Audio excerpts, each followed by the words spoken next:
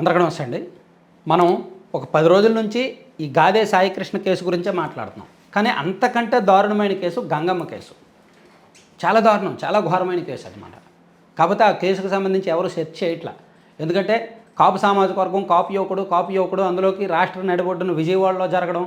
So ఇదంతా దాంతో media focus అంతా ఇక్కడే పడింది. కానీ దళిత మహిళ గంగమ్మ కేసు అంతకన్నా దారుణమైనది, అంతకంటే హృదయ విదారకమైనది. సో పోలీసుల క్రూరత్వం ఈ కేసులో కూడా మనం ఖచ్చితంగా అనుమానించాల్సిన విషయమే. సో ఏం జరిగిందంటే, కర్నూలు జిల్లాకు చెందిన గంగమ్మ తన కుమారుడు కనిపించడం లేదు అని 2024 నవంబర్లో పోలీసులకు ఫిర్యాదు చేశారు. తన కుమారుడి పేరు వీరేంద్ర లేదా వీరేష్. 2024 నవంబర్లో కేసు నమోదైంది. Crime number 111/2024. పోలీసులు పట్టించుకోలే, దర్యాప్తు జరగడం లేదు. దాంతో ఆమె ఏడాదిన్నర తర్వాత గత ఏడాది హైకోర్టుగా ఆశ్రయించారు. నా కుమారుడి మిస్సింగ్ కేసు పోలీసులు సరిగ్గా పట్టించుకోవట్లేదు అని. ఈలోగా ప్రభుత్వం హైకోర్టు ఆదేశాల మేరకు సిట్ దర్యాప్తుకు ఆదేశించింది. సో ఈ దర్యాప్తు జరుగుతుండగా కొన్ని కొత్త అంశాలు బయటకు వచ్చాయి.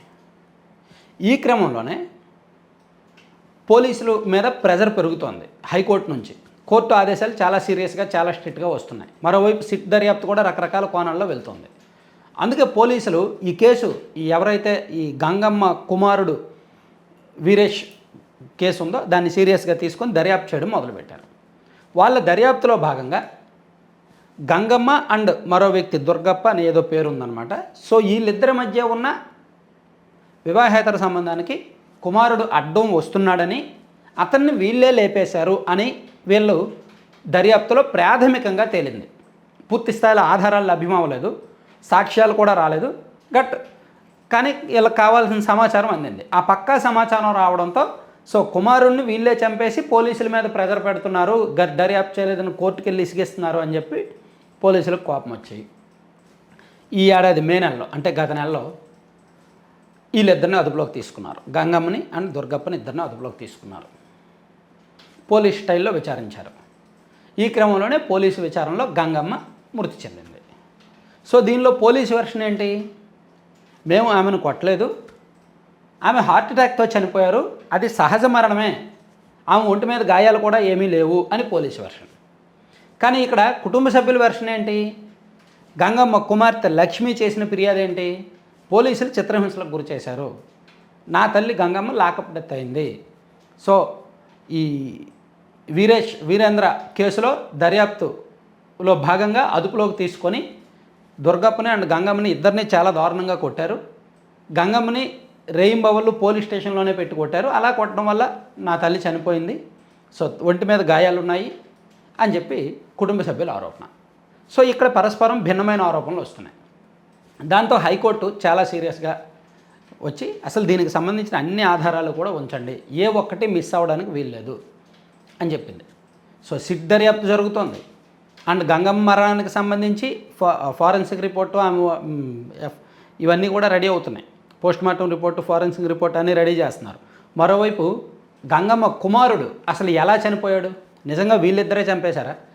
నిజంగా ఈ గంగమ్మ అండ్ దుర్గప్ప వాళ్ళే కనుక గంగమ్మ కుమారుడిని చంపేస్తే వాళ్ళు పోలీస్ స్టేషన్కి వెళ్ళి కేసు పెట్టి ఊరుకుంటారు తప్ప హైకోర్టులో పిటిషన్ వేసి పోలీసుల మీద ప్రెజర్ తీసుకురారు కదా. చాలా లాజికల్గా మనం మాట్లాడాల్సిన అంశం.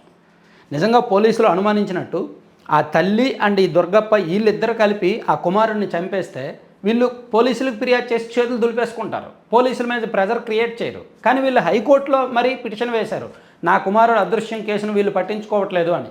అంటే వీళ్ళ హస్తం లేనట్టే కదా. సో అసలు నిజంగా వీళ్ళిద్దరి హస్తం ఉందా లేదా, ఆ వీరేంద్ర కేసు ఏంటి, అతను ఎలా చనిపోయాడు అనేది ఇప్పుడు పోలీసులు ఇన్వెస్టిగేషన్ మొదలుపెట్టారు. సో ఒకవైపు ఆ పోస్ట్మార్టం రిపోర్టు, దానికి సంబంధించిన forensic report and Gangamma case, ఈమె ఎలా చనిపోయింది అనే ఈ రిపోర్టు కలిపి ఇప్పుడు ఫ్రెష్గా దర్యాప్తు చేయాల్సి ఉంది. ఇవన్నీ కూడా హైకోర్టుకి ఇస్తే హైకోర్టులో వాదోపవాదాలు జరుగుతాయి. ఇది చాలా క్రూరమైన కేసు, చాలా దారుణమైన కేసు. ఇక్కడ పోలీసుల నిర్లక్ష్యం ఎక్కడ కనిపిస్తోందంటే 2024 నవంబర్లోనే ఆ తల్లి ఫిర్యాదు చేసినప్పుడు అప్పుడే ఈ కేసుని సీరియస్గా తీసుకుంటే నిజంగా వీళ్ళిద్దరే ఈ గంగమ్మ అండ్ ఆ దుర్గప్ప అనేవాడే నిజంగా చేసుంటే ఇటువంటి కేసులు పోలీసులకు ఛేదించడం చాలా ఈజీ. ఎక్కడో దగ్గర ఎంత పకడ్బందీగా ప్రొఫెషనల్ కిల్లర్స్ అయినా క్రిమినల్స్ అయినా ఎక్కడో దగ్గర తప్పుకు దొరికిపోతారు పోలీసులు కరెక్ట్గా మనసు పెడితే. సో ఇక్కడ గ్రామీణ ప్రాంతాల్లో వివాహేతర సంబంధాల కారణంగా జరిగిన ఇటువంటి ఘటనలు అయితే చాలా ఈజీ పోలీసులకి ఒక్క రోజులో కనిపెట్టేయగలరు. సో నిజంగా గంగమ్మ కుమారుడు చనిపోయింది అందుకే అయితే వీళ్ళిద్దరే చంపేసి ఉంటే అప్పుడే పోలీసులు బయటికి చెప్పేసేవాళ్ళు, కేసు దర్యాప్తు పూర్తి చేసేవాళ్ళు. కానీ పోలీసులకు అప్పుడు చేతగాలేదు కాబట్టే కేసును పక్కన పెట్టారు. వాళ్ళు పక్కన పెట్టారు కాబట్టే గంగమ్మ హైకోర్టుకు వెళ్ళింది. కుమారుడు మరణంలో వీళ్ళిద్దరు పాత్ర లేదు కాబట్టే గంగమ్మ హైకోర్టుకు వెళ్ళింది. కానీ వీళ్ళిద్దరూ కేసు దర్యాప్తు చేసి ప్రెస్టీజియస్గా తీసుకొని హైకోర్టుకు వెళ్తావా నువ్వు అని చెప్పి ఈగోకు వెళ్ళి వీళ్ళని అనుమానించి వీళ్ళనే కస్టడీలోకి తీసుకొని చిత్రహింసలకు గురి చేశారు. సో ఇక్కడ పోలీసుల ఈగో కనిపిస్తుంది కదా, పోలీసుల పనితనం కనిపిస్తుంది కదా, పోలీసుల క్రూరత్వం కనిపిస్తుంది కదా. అందుకే ఒకవైపు సాయికృష్ణ కేసు, మరోవైపు గంగమ్మ కేసు. గంగమ్మ పాపం మహిళ, ఎస్సీ మహిళ. సో అంటే మనం ఇక్కడ పోలీసుల పనితీరు ఏ విధంగా ఉంది అనడానికి ఈ కేసు కూడా ఒక మచ్చుతునక.